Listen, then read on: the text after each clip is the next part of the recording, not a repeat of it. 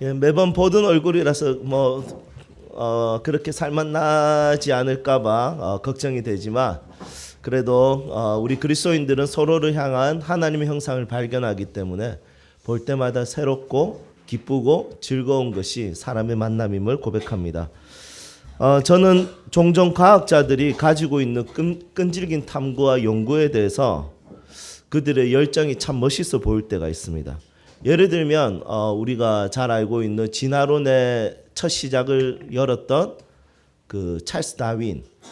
물론 그 진화 이론에 대해서는 동의하지 않는 부분들이 참 많지만 이 찰스 다윈은 연구를 하는데 굉장히 집착을 가지고 연구를 하는 타입이었습니다. 예를 들면 바다 바위라든지 이런 데 붙어 있는 따개비 있지 않습니까? 이 따개비 하나를 8년 동안 연구를 한답니다. 그리고 논문을 기록했는데 그 논문이 1000페이지짜리. 이 따개비 하나 연구에 8년 동안 연구를 하고 1000페이지짜리 논문을 썼답니다. 여러분 이런 어떤 연구에 대한 열정, 참 과학자들이 이런 쓸데없을 것 같은 연구를 하고 그것을 논문을 내고 그것이 합격을 하면 너무 큰 효과를 발휘하는 것을 보게 됩니다. 여러분 따개비 하나도 8년 동안 연구하고 1000페이지짜리 논문이 나오는데 그러면서 아직까지 따개비를 잘 모르겠다 이런 식으로 이야기를 하기도 하고 너무 길게 연구하다 보니까 찰스 다윈의 그 자서전을 보든지 책을 보면 내가 왜 이 짓을 하고 있을까 이런 생각도 종종 했다고 합니다. 여러분 이런 따개비 하나의 연구에도 그렇게 집중하는데 우리 무한하시고 영원하시고 위대하신 하나님에 대한 하나님에 대한 지식 이것은 끊임없이 연구해도 부족하고 끊임없이 더 알기를 원하는 것이 바로 그리스도인의 삶이라는 것이죠. 그래서 그리스도인은 하나님에 대해서 말하기 시작하면 밤새도록 말하고 싶어하고 하나님에 대해서 글을 쓰면 쓰고 싶은 말이 너무 많아지는 것이 바로 그리스도인이라는 것입니다. 여러분 오늘 말씀을 통해서 또 한번 우리 하나님에 대해서 알기를 원하고 하나님께서 우리를 향한 마음을 알기를 원하고 우리는 어떻게 살아야 될지 또 깨닫고 한 주 동안 그것을 실행할 수 있기를 주님의 이름으로 축복합니다. 사무엘상에서는 사울과 다윗의 쫓고 쫓기는 관계에 대해서 꽤 길게 기록하고 있습니다. 여러분 사울 왕은 이스라엘의 1대 왕이었는데 인생의 대부분의 에너지를 무엇을 위해서 사용했냐면 자기 사위이면서 충성스러운 장군 다윗에 대한 질투심으로 인해서 다윗을 죽이는 일을 그 미워하는 자를 죽이는 일을 위해서 이 사울 왕은 자신의 대부분의 인생의 에너지를 사용하고 결국에는 길보아 전투에서 죽게 됩니다. 여러분 이거 참 안타깝잖아요. 한 나라의 왕입니다. 한 나라의 왕이면 얼마나 할 일이 많습니까? 한 나라의 왕이면 선한 일, 정말 대단한 일 할 것이 정말 많은데 미워하는 자, 싫어하는 자 한 사람을 죽이기 위해서 자신의 온 인생을 투자하는 것을 보았습니다. 우리 조선에서도 그런 왕이 있었죠. 누굽니까? 대표적인 왕이 연산군입니다. 사람을 죽이는 일을 위해서 최선을 다했습니다. 그래서 조선왕조실록을 읽어보면 이 내관들 있지 않습니까? 그 내시들이나 내관들에게 이렇게 목걸이를 하나 줬답니다. 패. 그 패는 뭐라고 적혀가 있냐면 혀는 목을 자르는 칼이다. 뭐 이런 내용이 적혀 있습니다. 그 말 하나 실수하면 그냥 목 잘라버리고 사람을 죽이는 그런 미움과 분노와 이것을 해결하기 위해서 모든 것을 다 하는 것이 바로 연산군이었다는 것이죠. 그런데 사울 왕도 마찬가지였습니다. 오늘 24장 말씀 전에 23장 말씀을 간략하게 설명하면 사울 왕은 여전히 다윗을 죽이기 위해서 막 쫓아가고 있었습니다.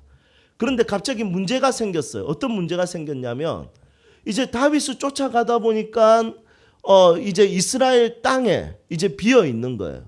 그 비어 있으니까 그 땅에 누가 쳐들어오냐면 블레셋이 쳐들어온 거예요. 이 블레셋이라는 말 자체는 해변가에 사는 자들이라는 뜻이거든요. 그러니까 이미 덩치라든지 힘이 좋은 사람들이에요. 이 사람들이 이제 쳐들어오니까 이 사울이 깜짝 놀래가지고 다시 돌아가자 이래 된 거예요. 그래 돌아가는 도중에 누군가가 왕이여 당신이 쫓고 있었던 다윗이 엔게디 광야 저쪽에 저기 숨어 있습니다. 이랬더니 사울은 진짜? 그럼 다시 잡으러 가야지. 그 자기 나라가 지금 침탈당하고 침노를 당하는 상황에서 이 사울 왕은 어떻게 하냐면 다시 다윗을 그 상황 속에 잡으러 간다는 것입니다. 여러분, 사람이라는 것은 참 재밌습니다. 아무리 바쁘고 아무리 급한 일이 있어도 미워하는 사람, 꼴보기 싫은 사람, 그 사람 괴롭히는 일에 있어서는 어찌됐든 시간을 나누고 분배해서 지독실히 그 사람을 괴롭히고 미워하는데 투자를 하게 됩니다. 저만 나쁜 사람인가요? 여러분, 우리가 살면서 계속 눈이 가는 사람 있죠? 맞죠? 어떤 사람입니까? 뭐 몇 종류 있어요. 1번은 잘생긴 사람, 이쁜 사람, 눈이 가요. 두 번째는 사랑하는 사람, 눈이 갑니다. 세 번째는 미워하는 사람, 눈이 갑니다.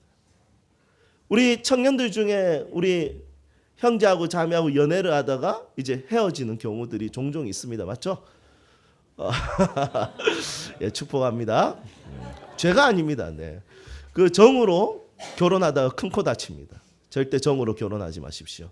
세상의 사랑을 가지고 결혼해도 큰 코 다칩니다. 그래서 정으로 절대 결단하십시오. 여러분, 연애를 해보면 우리 헤어지는 경우들이 있죠. 청년들. 그러면 SNS 하잖아요. 그러면 반드시 그 남자의 SNS에 들어가 보게 됩니다. 반드시 그 자매의 SNS에 들어가게 됩니다. 카톡에 그 형제 그 자매의 카톡에 그 프로필 사진이 어떤 게 올라오는지 보게 됩니다. 네가 나와 헤어져서 네가 잘 먹고 잘 사는 줄 아냐? 여러분, 우리나라에 정말 고통스러운 민요가 있죠. 그 민요가 아리랑입니다. 나를 버리고 가시는 님은 심리도 못 가서 뭐가 난다고요? 발병. 여러분, 이게 발병이라는 게 너무 소프트하게 표현된 거예요. 여러분, 가는 것의 발병은 뭡니까? 걷지 못하게 하는 거예요. 그 뭐 발목이 단절된다든지 뒤틀린다든지 한 걸음도 걸을 수 없도록 발병인 거예요. 그런데 이게 발병하니까 조금 너무 그렇죠. 그래서 현대 용어로 고치면 발목 골절, 아킬레스건 끊어지는 거, 뭐 이런 것으로 표현할 수 있는 거죠. 여러분, 미워하는 사람 눈에 계속 밟혀요. 잘 먹고 잘 사나 보자, 한번 두고 보자, 이런 생각이 참 많이 합니다.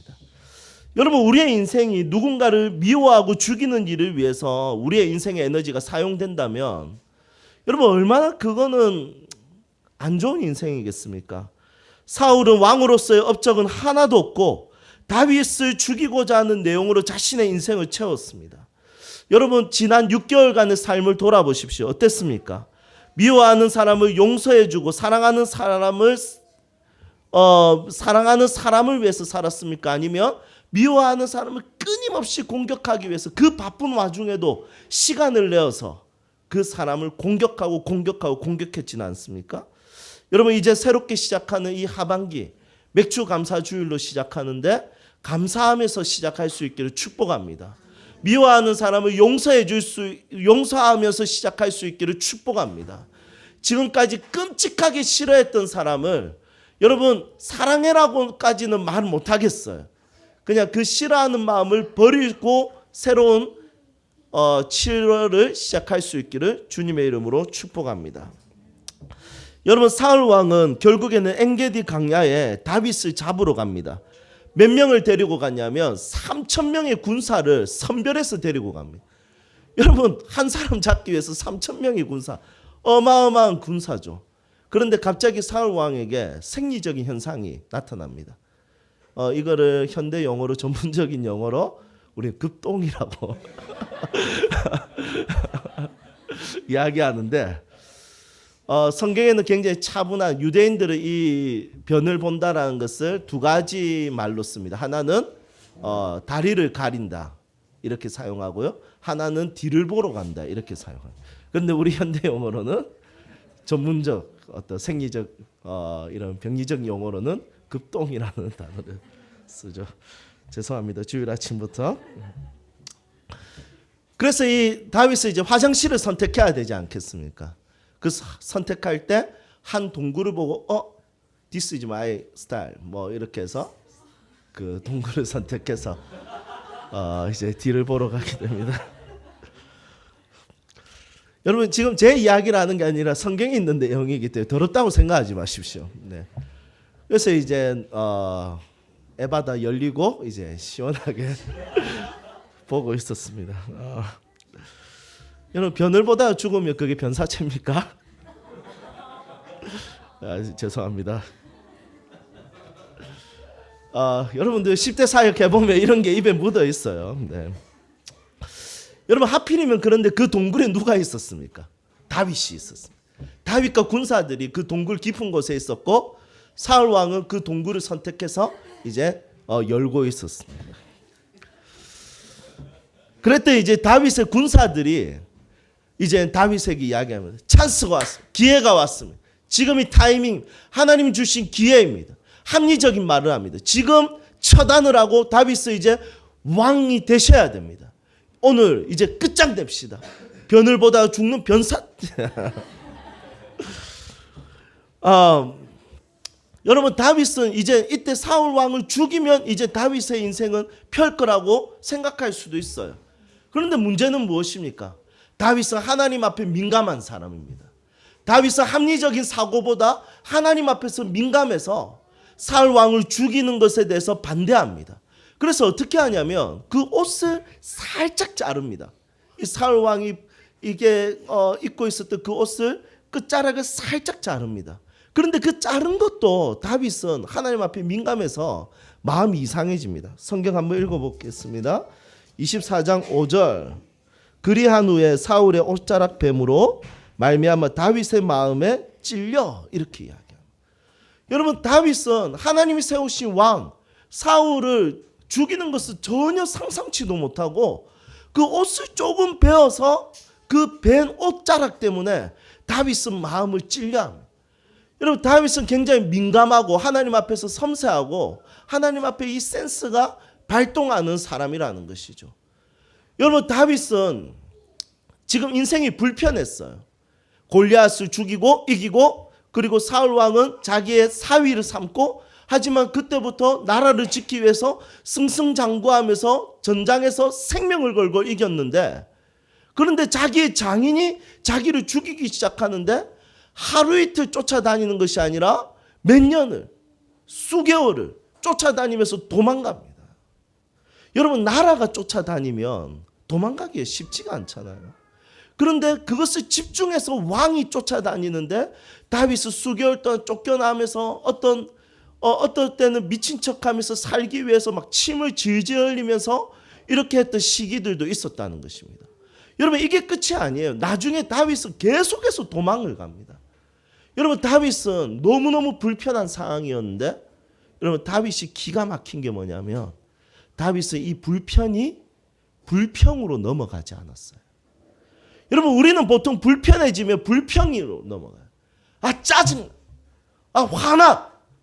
아 죽겠네. 이 왜 이래? 목사 저거 왜 저래? 아침부터 급동이야기. 여러분 이런 생각들을 할 때가 굉장히 많이 있습니다. 모든 것이 불평의 원인이 됩니다. 여러분 불편한 것이 불평으로 넘어가는 것은 그리스도인이 가지고 있는 정서가 아닙니다. 그리스도인의 정서는 불편해서 불평으로 넘어가는 것이 아닙니다. 그리고 여러분 죽이게 되면 다윗은 편안해지죠. 그런데 다윗은 편안을 추구한 것이 아니라 하나님이 주신 평안을 가지고 자신의 삶을 버티고 자신의 삶을 이겨나가는 사람이었습니다. 여러분 그리스도인에게 가장 중요한 것은 불평할 수 있는 자유가 아닙니다. 불편한 것을 편안으로 추구하는 편안한 것을 추구하는 인생이 아닙니다. 그리스도인은 불편해서 불평으로 넘어가지 않고 그리고 편안한 것을 추구하는 것이 아니라 하나님이 주신 평안을 가지고 승리하고 이겨내려고 하는 것이 바로 그리스도인의 삶이라는 것입니다. 여러분 우리의 인생은 편안한 건 너무 좋을 것 같아요. 그렇지만 편안의 끝은 무엇일까요? 사실 편안의 끝은 게으름이 됩니다. 그래서 인생에서 하나님은 일부러 우리에게 편안한 삶을 허락하지 않을 수도 있습니다. 그런데 평안이 없는 것은 어려운 거예요. 평안을 지켜낼 수 있으면 모든 시간에 모든 상황에 자기의 삶 가운데 기쁨과 만족을 누릴 수 있습니다. 여러분, 저는 오늘 이 시간 하나님이 주시는 평안이 여러분들에게 임하기를 축복합니다. 맥주 감사주일은 추수한 것에 대해서 감사하는 거예요. 그런데 다른 사람들은 6개월 동안 살아보니까 추수한 것이 있어요. 잘된 것이 있어요. 그런데 나는 돌아보니까 아무것도 가진 것이 없어요. 아무것도 이겨낸 것이 없어요. 여전히 힘들고 여전히 부족하고 여전히 마음에 어려움들이 가득해 있는 상황들이 있을 수도 있습니다. 하지만 그 상황 속에서 지금까지 나를 버티게 해주셨던 그분의 평안 때문에 이 감사로 시작할 수 있는 하반기가 되면 행복할 것 같습니다. 여러분, 오늘 이 시간 여러분들 마음이 평강에 사로잡히기를 주님의 이름으로 축복합니다. 이것은 사람이 줄 수 없어요. 이것은 돈이 줄 수 없어요. 이것은 목사가 줄 수도 없어요. 이것은 하나님이 나를 붙들어 주셔야 되고 하나님께서 내 마음의 왕이 되어 주셔야 되고 하나님께서 내 영혼의 주인이 되어 주셔야 나는 평안을 누릴 수 있다는 것입니다. 여러분, 평강하십시오. 이제 말씀을 정리하겠습니다. 우리는 인생을 이야기할 때 여러 가지 비유를 사용합니다. 예를 들면 인생은 영화와 같다. 연극과 같다. 아니면 인생은 여행과 같다. 저는 인생에 대해서 비유할 때 여행이라는 말에 굉장히 많은 공감을 합니다. 여러분, 이 여행이라는 것은 영어로 트래블, 여행이지 않습니까? 아무도 인생을 관광이다 이렇게 안 합니다. 투어 이렇게 이야기하지 않습니다. 전부 다 트래블 이렇게 이야기하는데 이 트래블 이 말 자체가 라틴어로 어디서 나왔냐면 트라바일에서 나왔습니다. 이 트라바일이라는 말이 무슨 뜻이냐면 고통, 고생, 위기 이런 뜻이에요. 그래서 여행이라는 것은 내가 다 챙겨서 모든 걸 다 깔끔하게, 이건 여행이 아니에요. 그건 뭐예요? 관광이에요. 여러분, 인생은 관광이 아니라 여행이죠. 왜냐하면 여행의 원어가 고통, 위기, 고생 이런 뜻이기 때문입니다. 여러분, 인생은 이런 고통과 걱정과 위기를 피하기가 어려운 것 같아요. 하지만 이런 상황 속에서 우리는 가장 중요한 것이 뭐냐면 불평으로 넘어가지 않도록 마음을 지키는 것입니다. 그 상황 속에서 편안한 것을 추구하지 않는 것을 마음을 지키는 것입니다. 그 상황에서 하나님이 주신 위로와 평안을 구하는 것이 그리스도인이 가져야 되는 믿음의 정서라는 것입니다. 여러분, 여러분들의 인생이 진짜 여행이에요. 그렇지만 이 여행을 고통과 위기와 걱정만으로 가득한 여행이 아니라 하나님이 주시는 그 평강 속에서 여러분 즐겁게 남아있는 하반기를 살아갈 수 있기를 주님의 이름으로 축복합니다.